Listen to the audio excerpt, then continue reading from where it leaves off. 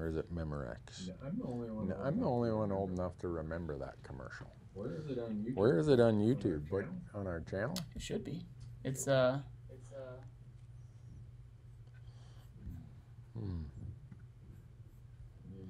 Maybe I'm doing something wrong.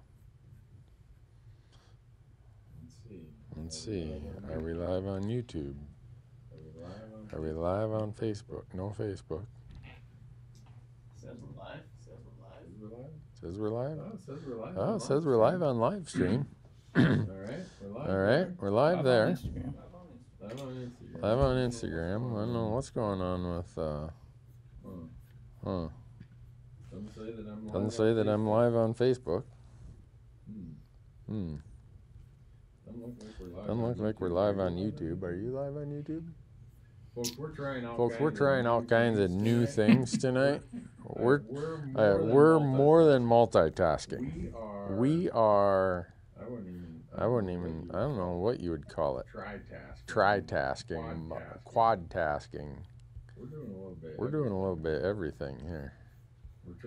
We're trying YouTube, live stream, Facebook, and Instagram.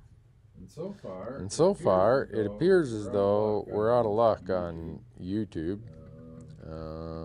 Appears that we're out of luck on Facebook. We're striking out. Live on Facebook according to this guy, but it's not popping up. Not popping up on mine. Huh. Wonder if anyone else is seeing it.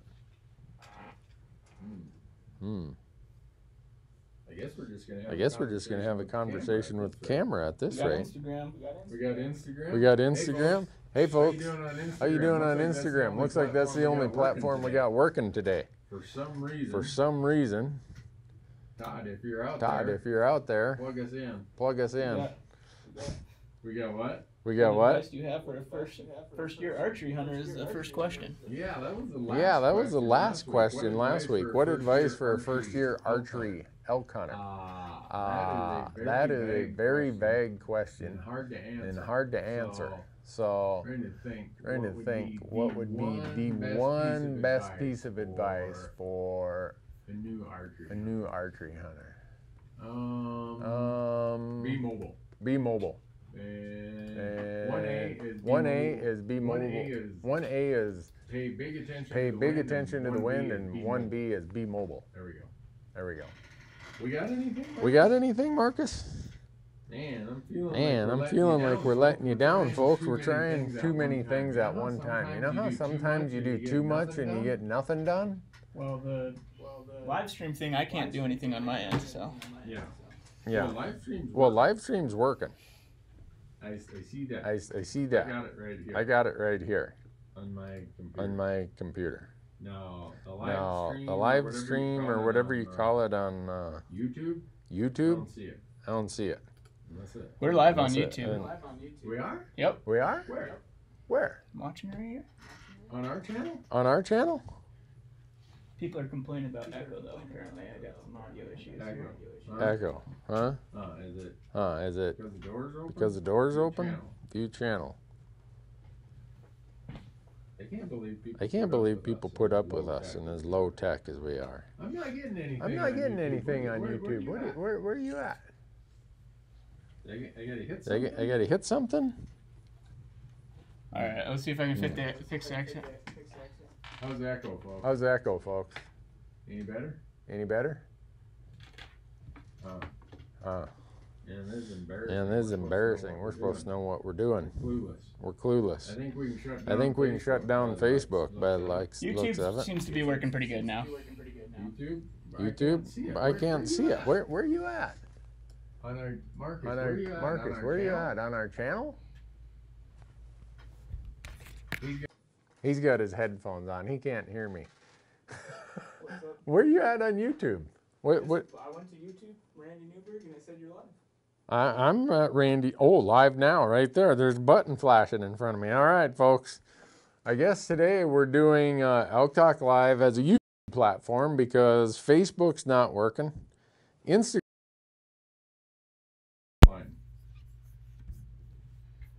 I messed up. Okay, Marcus said he messed up. Says we got 141 people watching on YouTube. We're back on YouTube. All right. What elk tube system would you use for a beginning elk hunter? I use. Do I have it? Do I have it here? I use the Bugle Tube by Rocky Mountain Hunting Calls. If you watch any of our video content, you'll see that I'm using it, and I use their diaphragm calls. Find the one that fits your and it works great. mouth, and it works great. I can only hear the echo audio. The video is frozen. Oh, kind of back. The stream is down. Oh, the echo's back. Echo again. What do we got going on there? What do we got going on there? Audio is not good. Audio is not good. YouTube is working. Small game hunters. I know this is always good to be with people, but I really don't have... Oh, someone's talking to each other there. Huh. Darn, I'm sorry about the echo, folks. You had it fixed before you lost it for a minute. Someone says, fire Marcus. Marcus just got a big raise the other day. I can't fire him now. Someone says they like my comedy channel. Now? All right, folks, Marcus wants me to ask you, how is it now? Because the Instagram speaker's right over here, so they can probably hear me. I'm not sure what's going on with the... Someone says, I'm glad you're a better hunter than you are a tech guy.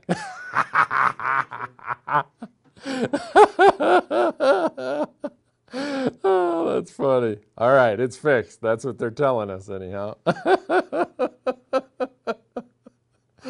Oh, you people are way too funny.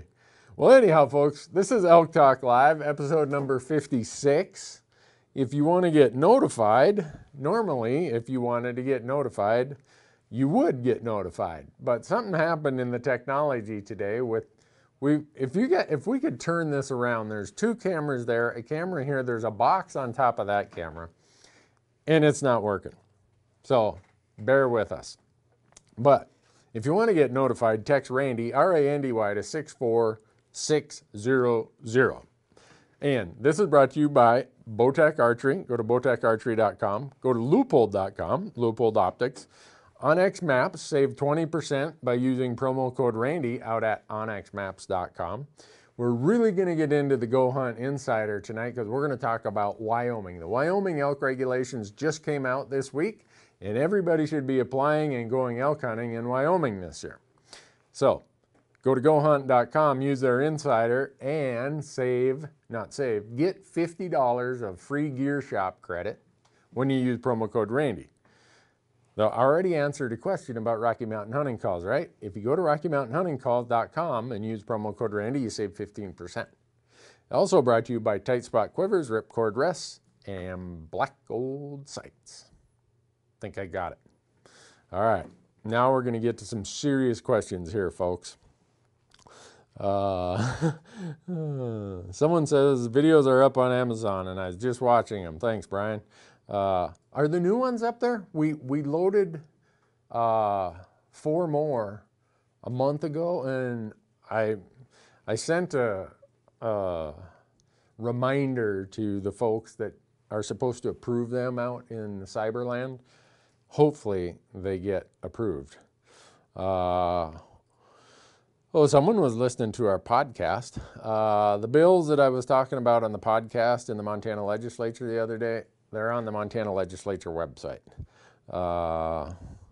When am I going to hunt northern Utah? I already hunted there. I hunted elk there in 2014. It's out on our YouTube channel.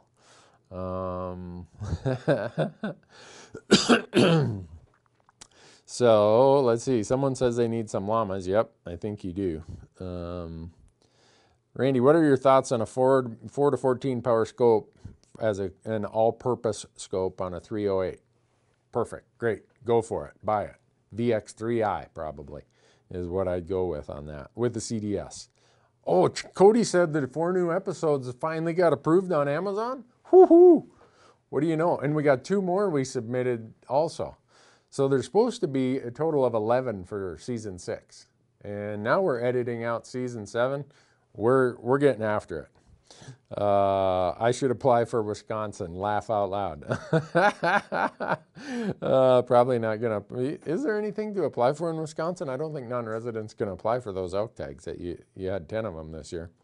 Randy, I see you never use a Remington 7mm mag. What is your thoughts? My thought is I use a 7mm 08, which is a 308 neck down to the same diameter bullet as a 7mm mag, and I just get almost the same performance out of a 7mm 08 as you will out of a mag, and it's just way easier on the rifle, less recoil, shorter action, lighter rifle, all that. So let's see.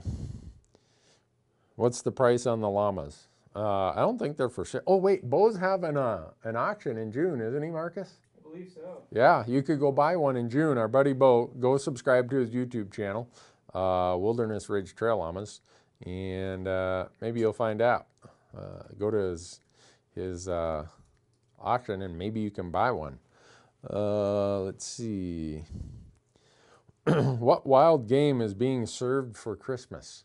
Probably duck. Hey, did you guys see Marcus's duck bacon recipe on our YouTube channel this week? Whew, it's great. We've had it. We hijacked that recipe from Jonathan Odell down in Arizona. It is really, really, really, really good. So if you like ducks, go watch Marcus's recipe. It's really easy and it's really good. Let's see. Have I ever had any problems with my Bowtech limbs? Nope, never have. I've been shooting Bowtech since 2000, I don't know when I bought the first one. 2009, I think, is when I bought my first Bowtech. Maybe 2010, something like that. Never had a problem. They're way more talented than I am. Someone says, any thoughts on the Devil's Elbow or Salt Chuck cabins for a bear hunt? I've hunted out of one of them. I'm not going to say which one, but I have hunted. We're talking Southeast Alaska. Is a 270 Winchester short mag enough for elk? Easily. The 270 short mag is a better ballistic cartridge than the regular 270 Winchester. I've killed four or five elk with the 270 Winchester. So Winchester short mag, even a better round, not a problem. Don't worry about it. Get premium bullets. I use, the premium bullets I use for elk are all Nosler, either Accubon, E-tip, or Partitions. Use some high quality bullet and you're gonna be just fine. Randy, what state do you suggest to hunt for elk for a first time elk hunter? Boy, that's tough. My favorite state to hunt elk is Arizona, but drawing a tag there can at times be a little bit challenge if you want the premium tags. Colorado has over-the-counter tags, has the largest elk herd in the country, has a lot of public land. Depends on what you're looking for. Arizona, Colorado, or Wyoming. If you're an archery hunter, Montana is in the mix. So, do I know if the Coues deer hunting in New Mexico is any good? I don't know. I've not hunted there. I've hunted just across the border over in Arizona, and it's really, really good. Really good. Wow, you guys are... How do we have that many questions? My goodness. Whew. Randy, do you know what elk calls are good? Yeah, the elk calls made by Rocky Mountain Hunting Calls. Go to RockyMountainHuntingCalls.com, use promo code Randy and save 15%. They're good. Trust me on that.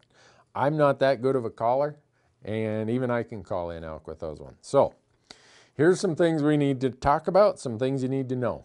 And right now I got here pulled up on my computer is my Go Hunt Insider service. And you hear me talk about that a lot. And the reason is when Wyoming and then Arizona and whatever, when they come out with their regulations, I spend so much time out on this insider service researching. This, what we're going to talk about in Wyoming, what you need to know is that the application period is from January 1st to January 31st. That's when non-residents get to apply. You need to also understand that this year, in Wyoming, you have to front all the money. You have to put it all in at the time you apply. If you don't draw, they hold back $15 for your application fee. And if you purchase a preference point, they keep that money also. This year, they're charging a 2.5% credit card fee on top of all that. So Beauty of Wyoming is it's probably the best mix of quality and quantity. And if you're patient, you can draw a tag in Wyoming every 3 to 4 years. If you're lucky, maybe even more often. Because in Wyoming, 75% of the tags go in a pot where they draw them all based on how many preference points you have. The other 25% are just in a random draw. So if you have 0 points and someone else has 12, you, in that random draw, each of you are treated equally. So always throw your name in the hat. You never know if you're going to draw one of those random tags. So for me, when I think about Wyoming, I think about how they have long seasons. If you are an archer, in most units you get with the same tag, you get to hunt September 1st through 30th in the archery season if you buy your archery stamp. And then if you don't fill that tag, you can go and hunt the rifle seasons, which are usually in October. Maybe if it's a type 2 tag, it's in November. So a lot of opportunity, a lot of public land, really, really good elk in Wyoming. Should be thinking about it. Remember, application period, January 1, January 31st. You'll find out sometime the last week of February. And I should just pull up a page here. You wouldn't be able to see it, but so the Go Hunt Insider has these strategy articles. It's pages and pages of things you should be thinking about just for elk in Wyoming. And I read these. Brady does them down at Go Hunt, and he does an amazing job. I read them start to finish, and even if it wasn't for the fact that they had the best draw odds out there and the most accurate draw odds, these strategy articles are worth every penny of the subscription. So if you go to gohunt.com and you sign up for the Insider, you use promo code Randy, and you're going to get $50 of free credit in their gear shop, and they have a serious gear shop. Is Sitka gear really worth it? I'm wearing this Sitka vest. Yeah, it's really worth it. At least if you spend as much time in it as I do. Before we started the show, I was buying Sitka at full retail. You can ask our guest hunters. The first year, I bought Sitka, I bought Under Armour, I bought all kinds of different brands. And we tried it that first season, and everybody said, Sitka gear. Well, then the second season, I had to go buy at full retail, out of my own pocket, gear for every guest hunter we had, Sitka gear.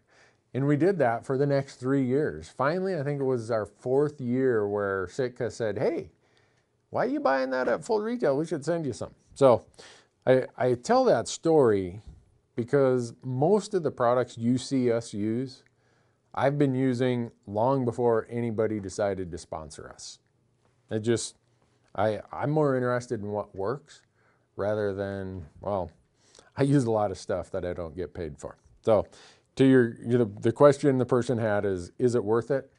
I think it is. And even when I was paying full retail for it, that's what I was buying. So,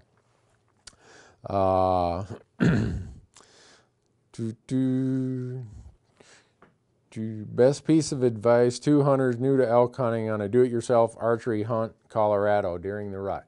Like I told the person prior just a little bit ago, the top 2 things I'd say is never let your guard down as it relates to the wind. And then be mobile. Move, because the elk are moving across the landscape in the rut. You got to be moving across that landscape. So, how do I like my new spotting scope? I really like it. I wish I had it with me. It's out in my vehicle. I really like it. It's the new Santium. Leupold came out with it this year. I started using it. I got mine in late September. Really like it. Very good. So someone says, I'm researching a unit in Wyoming with tough access, no corner crossing. Would you suggest I look into a trespass fee for access to a large landlocked public area? I don't know. I leave that up to everybody. You know, if that fits your budget, if it's what you want to do, and it can get you hunting, go do it.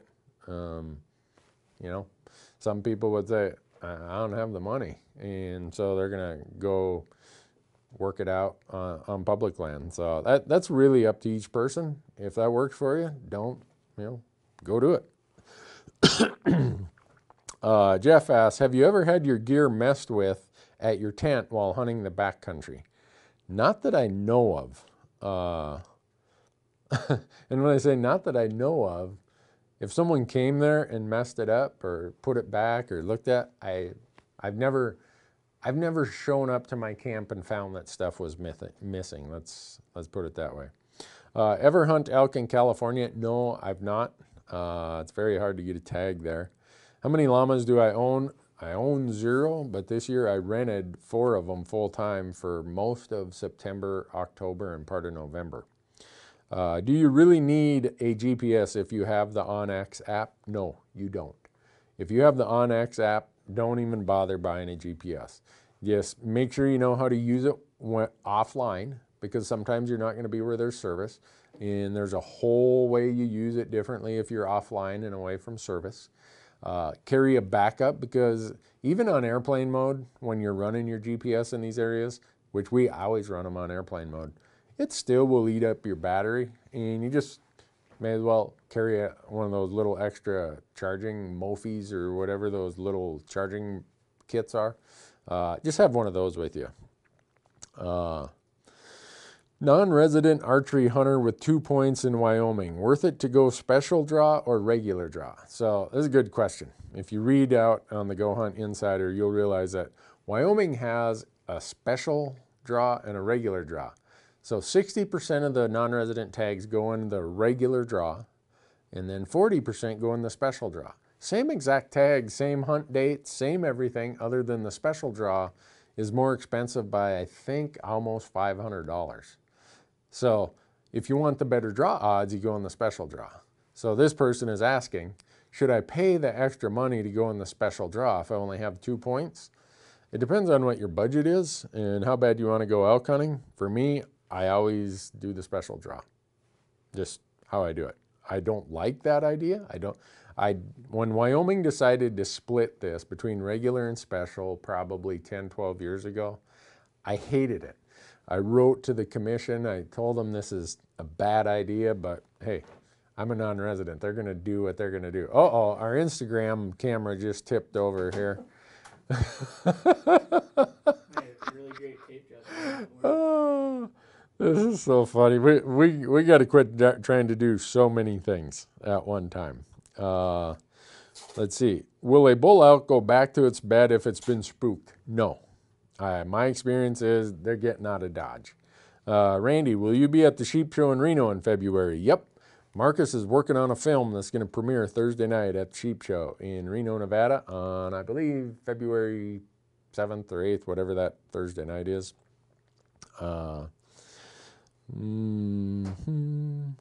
Where was the text saying you had a live chat going? What did I miss? You didn't. It didn't go out, is what I've been told. If you want to get text whenever we go live, text Randy to, what's that number? 64600. So 64600. So you didn't miss anything, but that's the way you get on the list going forward. Let's see. Fixed blade or mechanical blade for elk? Not even a question. Fixed blade.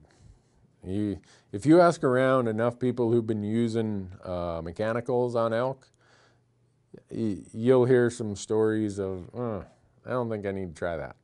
So I've always been a fixed blade guy, and based on some of the stories I've heard from guys who've tried mechanical blades on elk, and I'm not saying every time, I'm talking about sharp angles, quartering away, uphill, downhill. They've had some pretty interesting outcomes, so I'm going to stick with my fixed blade for elk for sure. Let's see.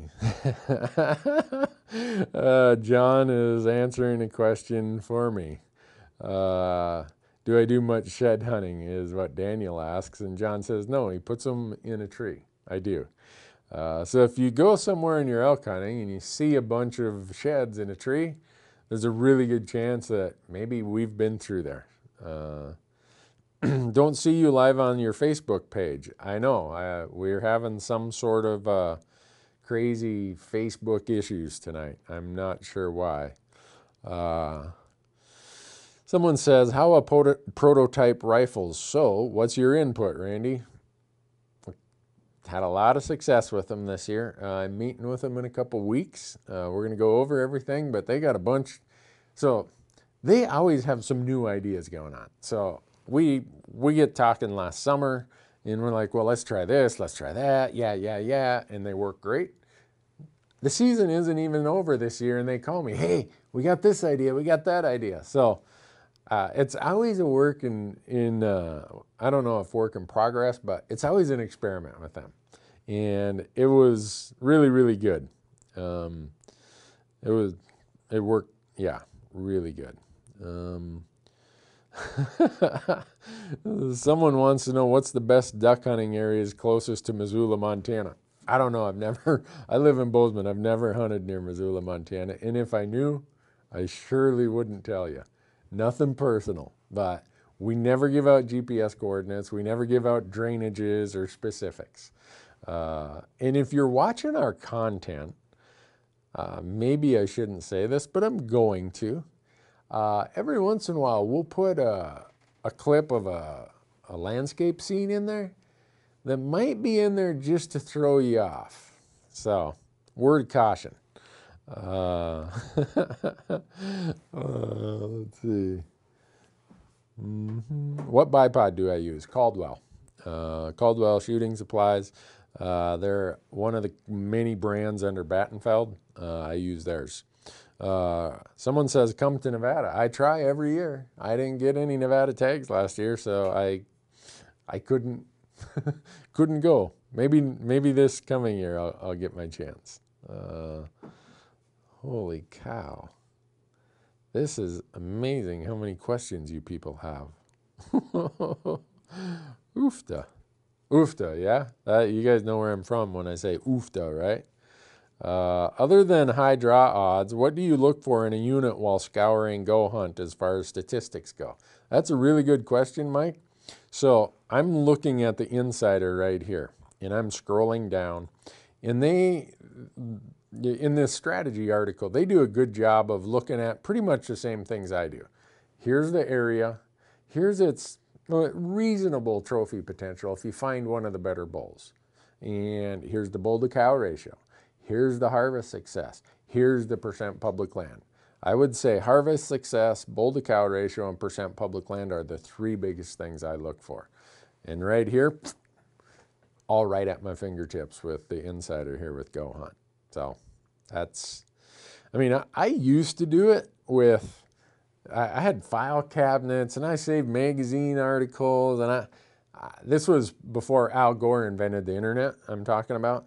And I had file cabinets full of stuff. Now it's right there at my fingertips.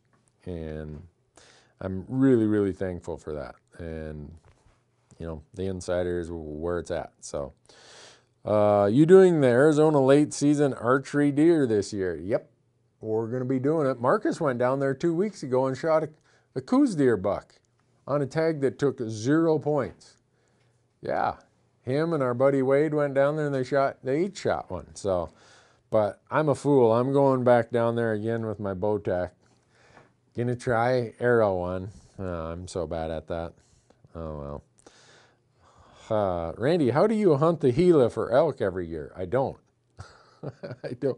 I don't draw it every year. I get that question all the time. Everyone must think that when I'm in New Mexico, I'm automatically in the Gila. I did draw a Gila tag in 2016. I drew my first choice. Prior to that, I think it was 2012 when I was down in that part of New Mexico. Yeah, so no, I don't draw it every year. Buying a new bow in Bozeman, Montana, where should I go? Easy, Big Sky Archery out on Jackrabbit Lane. Not even a question. You don't need an appointment. Someone says when Al Gore invented the internet, I think he predicted that OnX and Go Hunt would come along.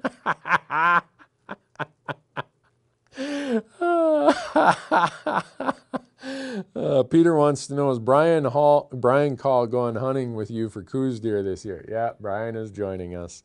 That's going to be a ton of fun.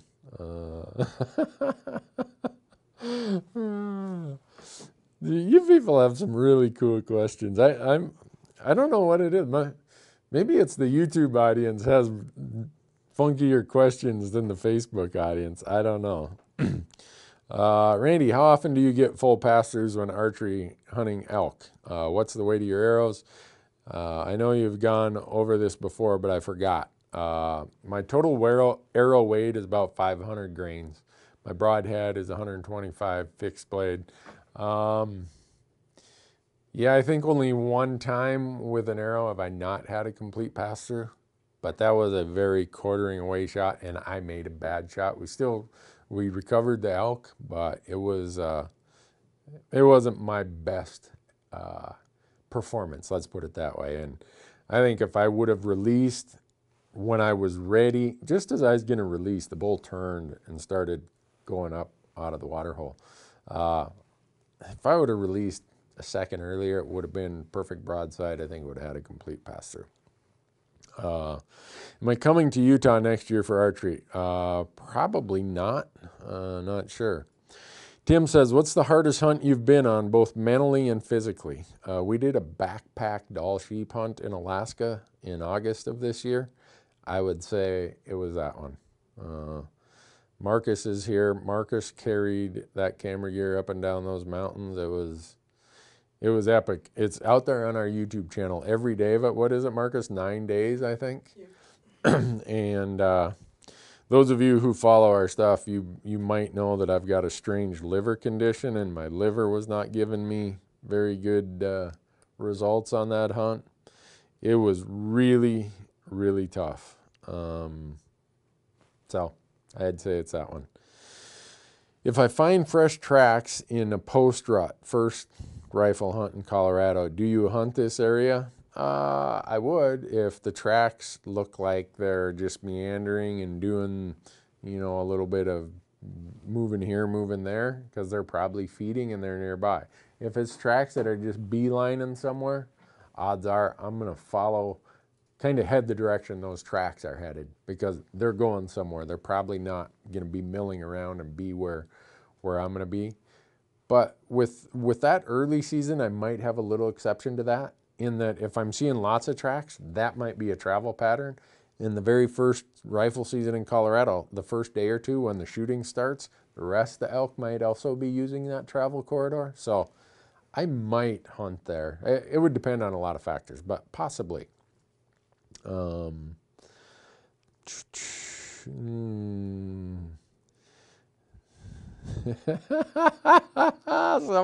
caught it.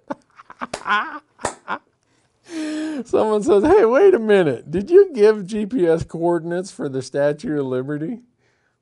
Yeah. I wondered if someone would ever catch that. In our old On Your Own Adventure show, we put GPS coordinates at the opening of the show, and it was somewhere out in the Pacific Ocean.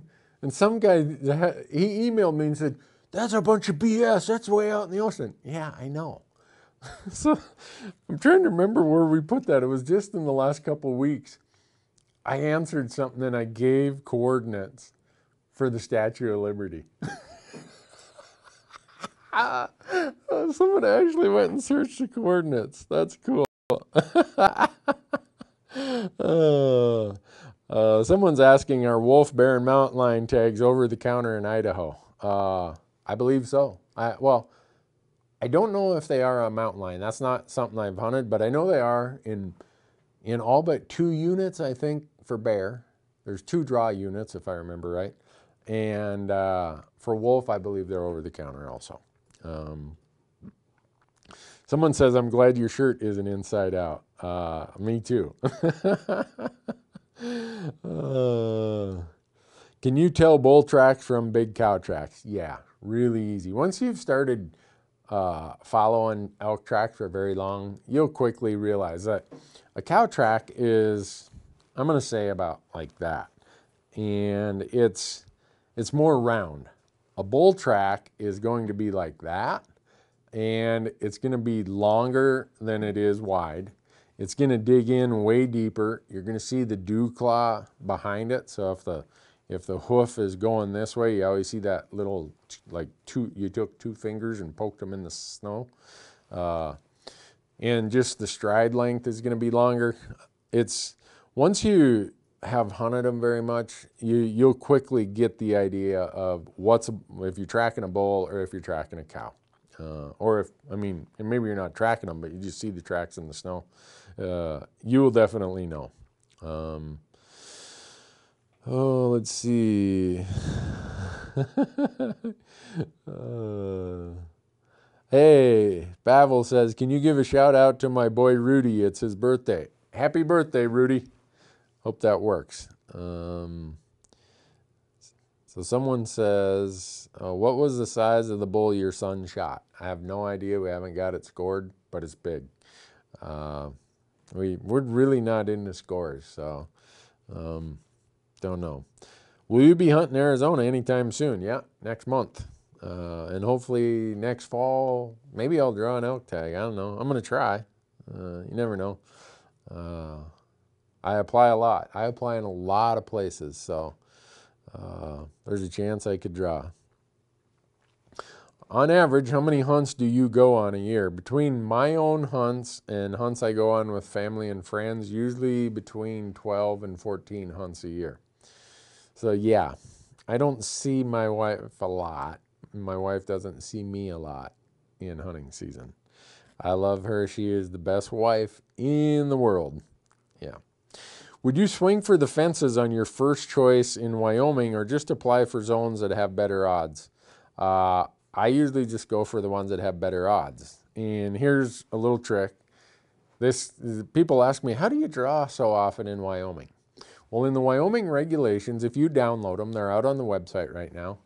The units that have difficult access have a little asterisk by it that says, caution, access in this unit is difficult. It may something affect your hunt, something like that. It's a warning. Every unit I apply for in Wyoming, for deer, for elk, for antelope, for sure for antelope, not always for deer, but sometimes for deer, have that little asterisk. And that's why we can draw so many tags. A lot of people don't want to mess with this public-private land problem. Well, if you know how to use the OnX system, that public-private thing isn't impossible. Yeah, there's days it's frustrating, and there's days when you look at it and say, darn, I saw 4 bulls today and all of them were on private. I couldn't go after them. But tomorrow you might see 4 bulls that are on public. You have to adapt to the mindset of, I can't go after every elk in those units or every buck, but I'm going to draw tags more often, way more often, than just looking for these glory units that have huge tracts of public land. Those are the really low draw odds, and with good reason. Great elk hunting, lots of elk, and great access. Well, I want to go hunting more often, so I'm willing to deal with the headache of challenging access. And because I'm so accustomed to doing that with my OnX system, not the end of the world. Have I ever killed a black-tailed deer? A Sitka black-tailed deer, but not a Columbia black-tailed deer. When am I coming to northwest South Dakota for a mule deer hunt? I don't know. South Dakota's changing their rules where non-residents are going to get moved even further down the priority list, so odds are South Dakota's not looking good for me. I got friends who go there and they love it, but for me, I don't know if I'm going to get there. Let's see. Have you burned your max points for antelope in Utah, or is that upcoming? I haven't burned them. This is the year I could, and I'd draw any tag in Utah this year if I decide to apply. Not sure what I'm going to do. Do I prefer duck hunting over water or over fields? I prefer doing it over water, but for everyone who likes hunting water, someone else likes hunting fields. I just like hunting wherever they're at. Doesn't matter. Let's see. What's better, a 300 Win Mag or a 7mm? Whatever you can shoot best. How about Nebraska for an upcoming hunt? Marcus and Michael went to Nebraska last spring for a turkey hunt. I couldn't make it. But it's something we've talked about. there's places in western Nebraska that actually have better access than most people think. So we're considering it. Whether or not we'll get there, I don't know, but it's definitely on the list to consider.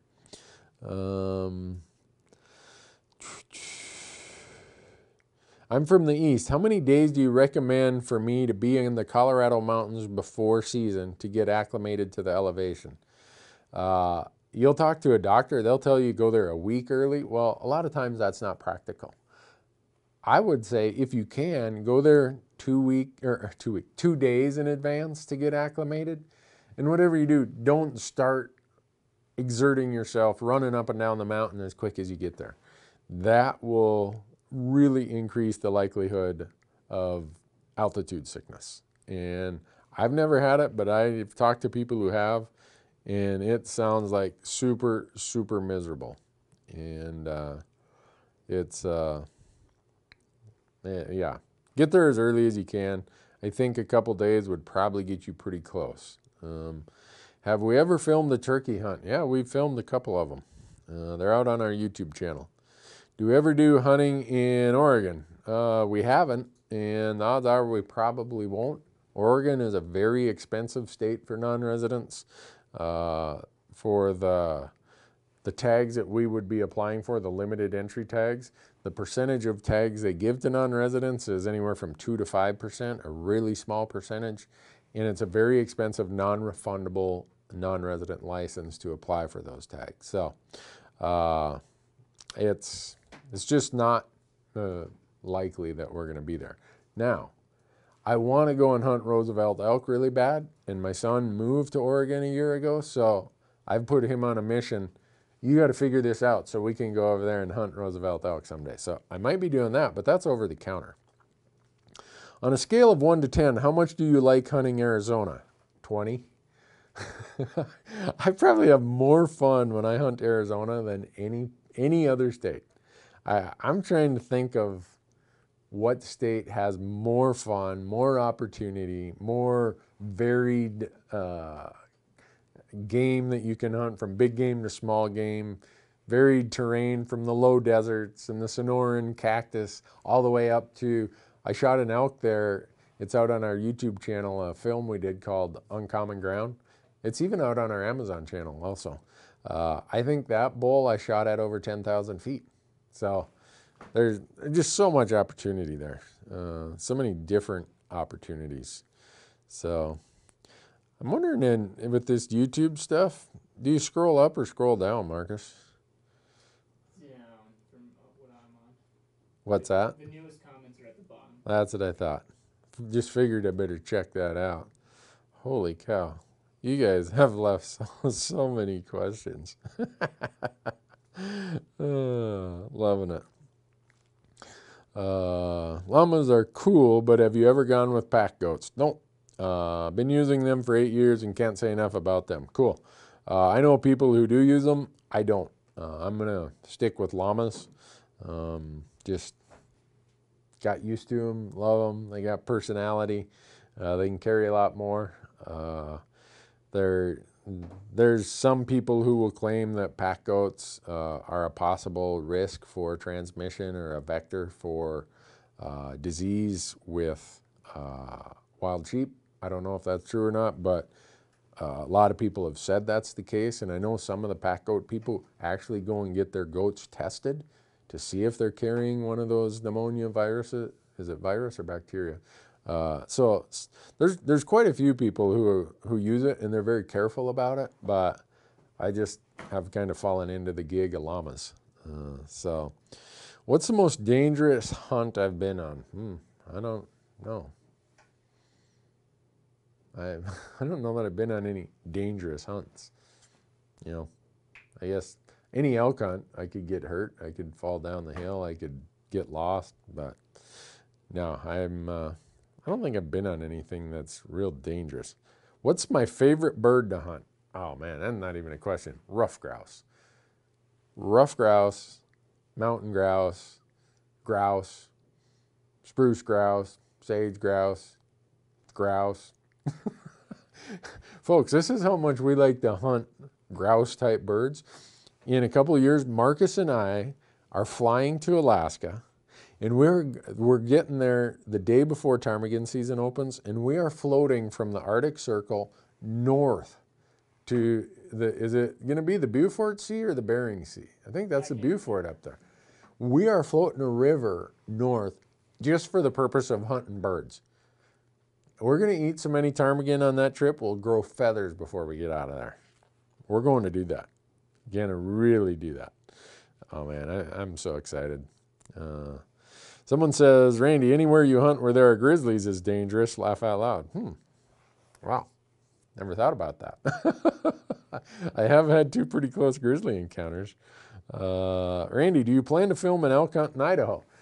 Corey Jacobson, who I do the Elk Talk podcast with, he and I were on the phone last week, and we decided that we're probably going to do an over-the-counter Idaho elk hunt, general over-the-counter Idaho elk hunt next year.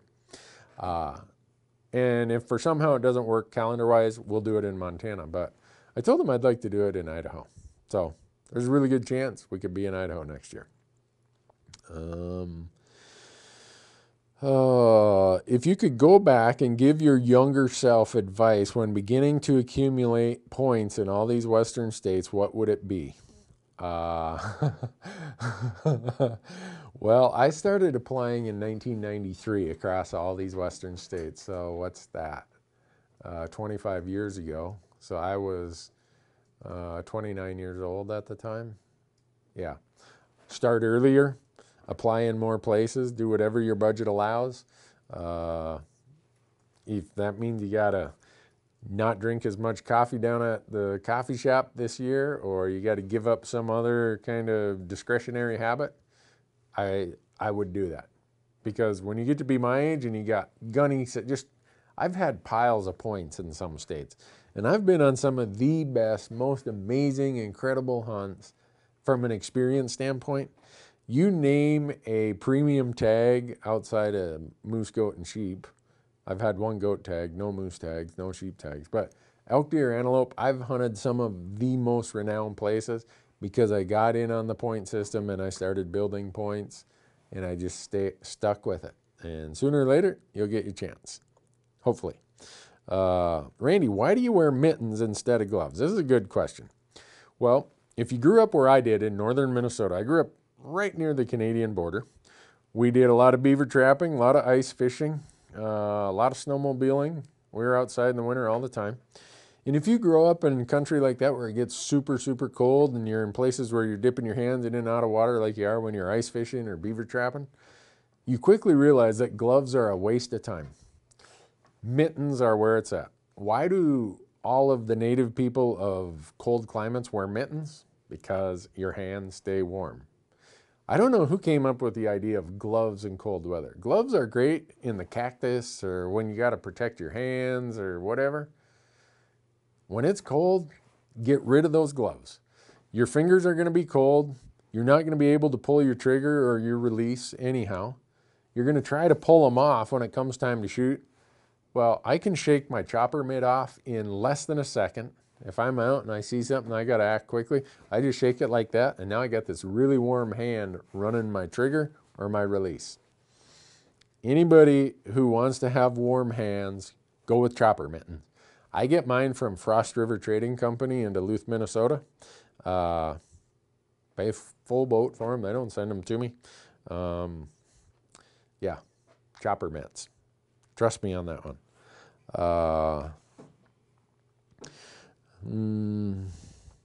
Randy, you talked about your relationship of using products before you had a sponsor relationship. Besides Sitka, what other companies were you using before you were sponsored?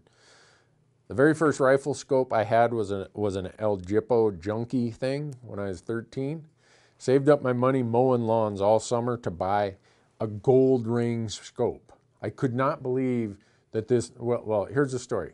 A guy in our town, Owen Gordon, owned the hardware store and was my hunter ed instructor, and he was a captain in the Army in World War II. He was like known as the most dialed in guy when it came to rifles and accuracy. And he had these scopes with gold rings on them.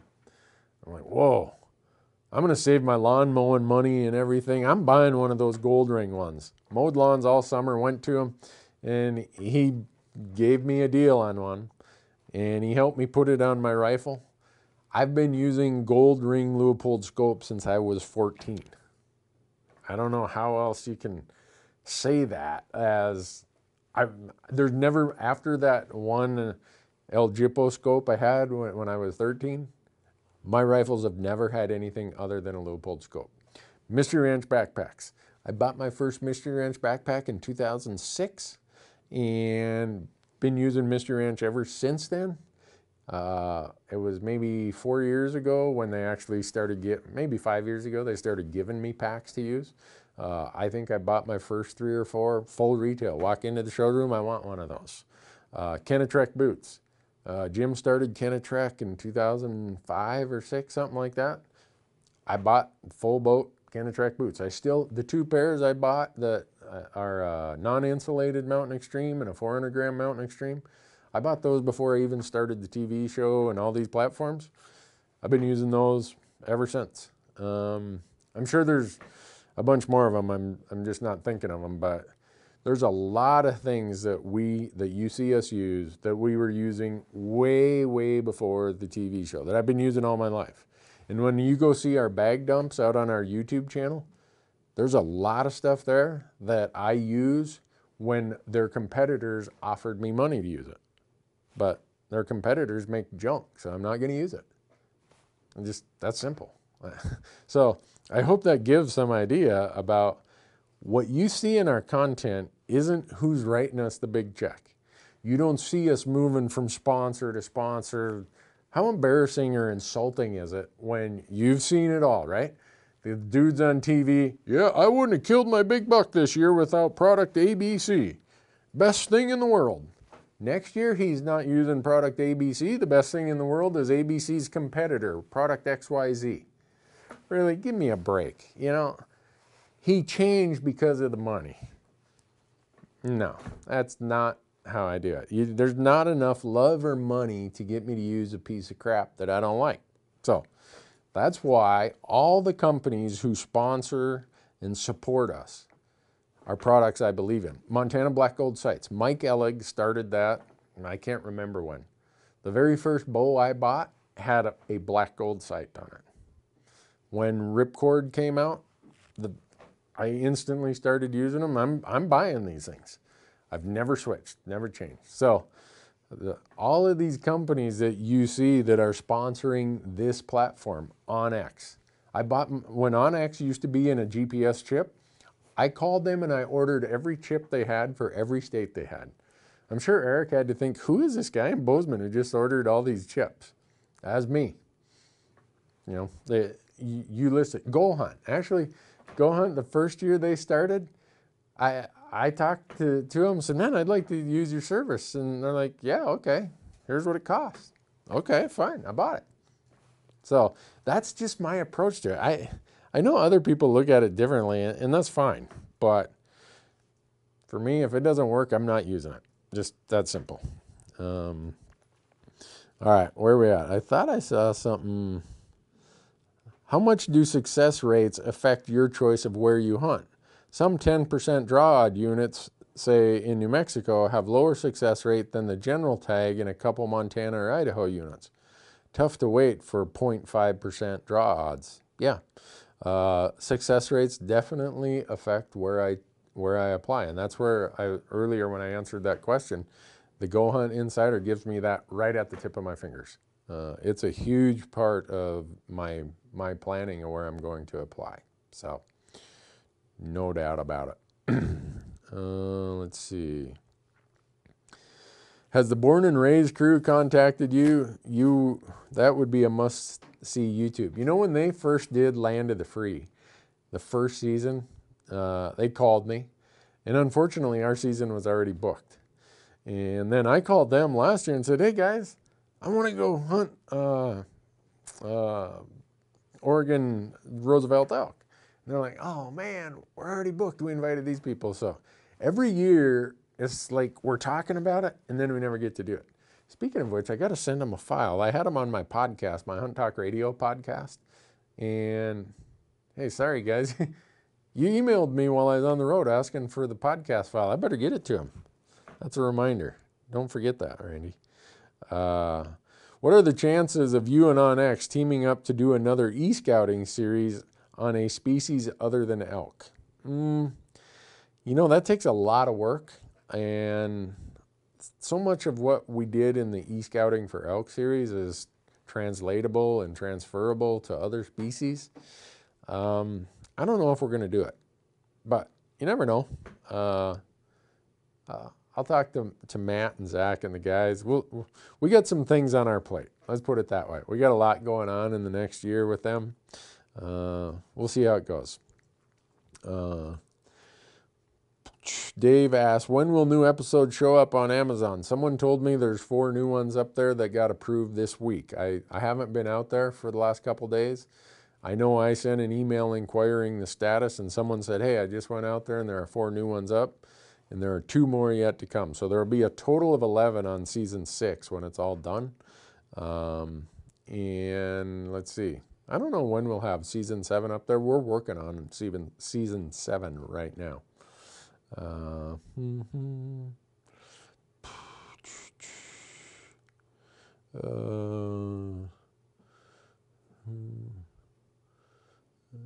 Some of these I think I've answered earlier. I'm trying not to duplicate things here.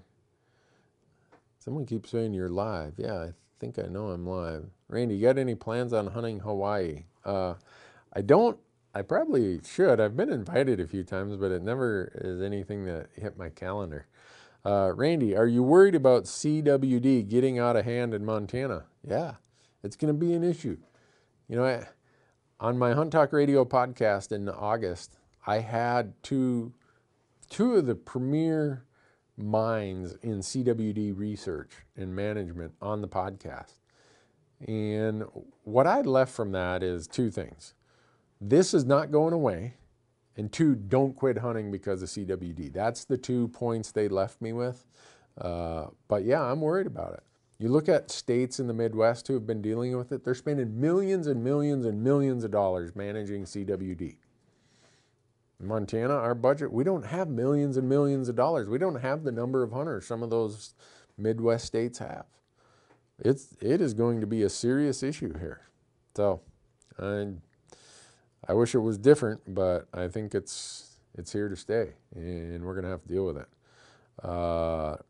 Randy, what is your favorite all-around big game caliber? It's a toss-up between the 308 and the 7mm08.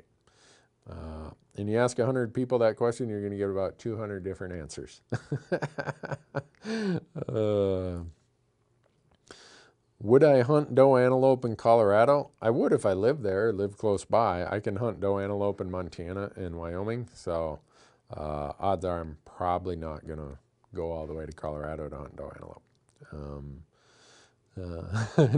Nick says, I love watching this elk talk instead of studying for my finals. Hey, Nick, I was the same problem when I was in college, all right? Don't be like Randy. Study. Be better at your finals. Let's see. Do you do any ice fishing? And if so, what's your favorite lake? I don't do much ice fishing, but Marcus says he's going ice fishing and he's going to film it here in a couple weeks. Do I have any points for the Henry Mountains mule deer? Nope, I don't. I burned all my points in Utah in the Oak Creek unit, and it's a really, really good unit with a ton of fun. And I need to get that final. Marcus has it ready to go. He's been waiting for me to give my final little seal of approval for. I looked, he loaded it up last March. 9 months? He's been waiting on me. That's inexcusable. He should fire me. Marcus should fire me. Yeah, someone says, what kind of reticle helps you quickest and easiest in your shooting? I have the duplex or the heavy duplex reticle on all my scopes. Randy, what game will you be hunting when you guys go to New Mexico or go to Arizona next month? Coos deer, javelina, jackrabbits, quail, doves, and ducks. I think, and maybe a quadrumundi if I see one. Randy, does how I have a 3-stage safety? Yep, it does. It has a very, very good safety. A very safe safety. If you had 4 to 5 points in Wyoming, would you apply for a general elk tag or would you wait? Depends on how bad I wanted to go elk hunting in Wyoming. If I wanted to go the lower price regular draw, I'd probably jump into the general because it takes at least 3, I think, anymore. 2 to 3. If I wanted one of the limited entry units, I would probably go to the special draw with 4 to 5 points and still have a good hunt. Will the falconry guys be in Arizona with you? Yep, they're going to meet us one day. We're going duck hunting with falcons. How cool is that, huh? Oh, man. Yeah, I can't even wait to do it. Gosh. Do you prefer a down sleeping bag or a synthetic sleeping bag? I was a down person until, if you go to the Elk Talk podcast with John Barclow, I can't remember if that was episode 9 or 10. John used to be the equipment guy for the special ops groups in the military. I'm not sure if it was all of them or just the Army. Anyhow, John lived in Kodiak, Alaska, Kodiak Island, and he was all about how do you survive when you get wet and get cold. And after that podcast, John convinced me I should go back to synthetic sleeping bags. So I did. This year I went and bought a 0-degree synthetic sleeping bag. I think it's each their own, but in warm seasons, I'm still probably going to carry my down. But if it's cold or it's any chance of moisture, I suspect I'm going with my synthetic. Why the 308 over the 30-06? Because almost ballistically identical, and the 308 is a more efficient cartridge, so it gets almost the same ballistics as a 30-06 with less powder. Less powder means longer barrel life, less recoil. It also has a shorter action, so shorter action, you can end up with a lighter rifle. 30-06 is a great round. Don't get me wrong, I'm not dissing the 30-06 at all. It's great. But I just like the 308 better. Randy, would you ever hunt elk or mule deer on the Laguna Indian Reservation in New Mexico? Yes, I would. And I hunted antelope right next to that one time, and I ran into a tribal member who was telling me how the hunting works there. And the hunting there works unique compared to a lot of the other reservations. So it's always on my list, and I'm not going to tell the world why. There's some things there that are really interesting. So that's enough about that. That's all I got to say about that. What's my favorite DQ Blizzard? Chocolate Extreme with chocolate ice cream. Not that matters for elk hunting, but is the Elk 101 online course helpful? Yes. Go take Corey's Elk 101. I think it's called the University of Elk Hunting. Super helpful. And I might be a little biased because I did a few of the rifle hunting modules for him. So go do it, though. That guy has got it dialed in. If you go on an elk hunt with Corey, you're going to be going to school. I've enjoyed hunting with him so much. Because I learn so much when we're out there. Let's see. So John asks, if you have a bull that bugles back consistently and closes the distance but hangs up every time when he gets any closer than 60 yards, what do you do? Do you get close or get aggressive? Or do you close the yards or get aggressive? Yes. I close the distance and get more aggressive, and I learned that from Corey.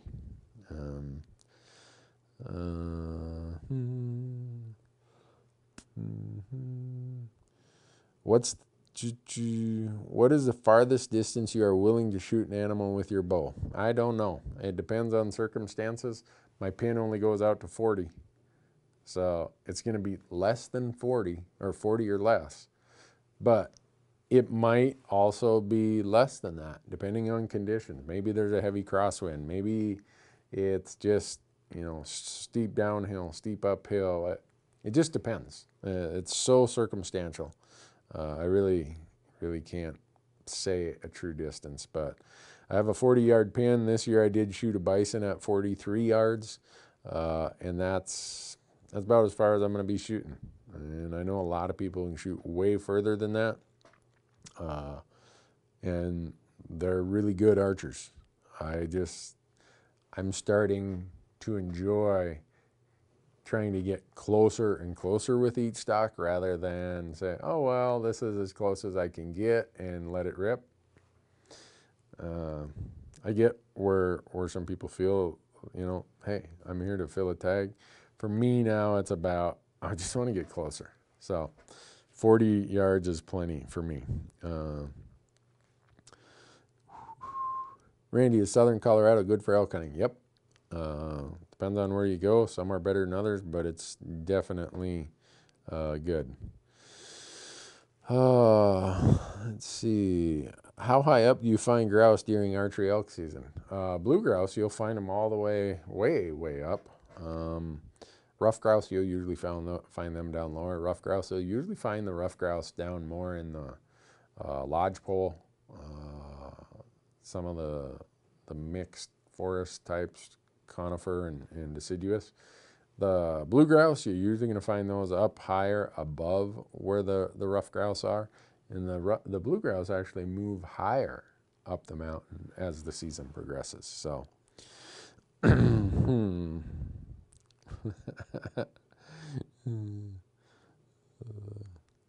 let's see. What was that? Are there too many bow hunters in Montana? Depends on who you talk to. I think there's some states, the residents would say if there's 2 hunters, there's too many. Because if there's more than me, there's too many. So I don't know what's too many. I don't get too worked up about that. I just go. We're in a situation where there's less and less private land available to hunt because of development, because of places getting locked off or leased or whatever. So yeah, I'm sure the public lands feel more crowded today than they were 30 years ago when a lot of the private land was open, but just is what it is. We got to deal with it. Go out, have fun. Don't fret about it. Any chance to come to New Mexico soonish? They give me a tag, I'll be there. That's kind of my theory. Randy, if you had the choice of a Big Mac sauce on a Whopper or just going to McDonald's to get a Big Mac, what choice would you make? I'd get out of the truck and walk before I'd go to any of those places. Yeah. Nothing against them. I don't do fast food if I can help it. Marcus will tell you the only fast food I do is Wendy's chili. And Marcus knows when we go to Wendy's, I'm getting a large chili with cheese and onions. Other than that, you're not going to see me at a fast food joint. Do we have a really good one for our final one, Marcus? Or we've been here over an hour. Oh, my son turns 10 in January. Any recommendations for youth pronghorn or mule deer hunts? Yeah. Well, Wyoming has some really good youth programs, less expensive, but I can't remember if theirs is at age 10 or age 12. Arizona, youth can start building points in Arizona as non-residents for $5. A non-resident youth hunting license is $5. Yeah. Go do that. If you're going to build points anywhere for your kids, build them in Arizona for the $5 non-resident license. Youth pronghorn, I would say youth pronghorn and youth deer are probably, Wyoming are your best bets. New Mexico has some really good youth elk hunts. All right. Hey, Randy, here's a good final question. What are the hunting causes that we can fight for at this point in time? Well, you can volunteer for conservation, whether it's fundraising for conservation, a work project for conservation. You can be a mentor to a youth hunter. You can get involved in the politics of keeping public lands open or expanding access to public lands. You can be a hunter ed instructor, volunteer. There's no shortage of things that you can do that are going to help the future of hunting and conservation. So, all right, Marcus, I think we're going to have to call that a wrap, huh? Sorry, folks. We had a failure on Facebook. So we didn't get Facebook tonight, but due to Marcus's ingenuity, Mr. MacGyver Marcus, we did end up on YouTube and we did end up on Instagram. So hopefully that works for everyone. Thanks a lot. We're going to be here next Wednesday. Next Wednesday isn't Christmas, is it? It's Tuesday, I believe, isn't it? Christmas is Tuesday? All right. Merry Christmas, everybody. We'll see you next Wednesday. Thanks for watching.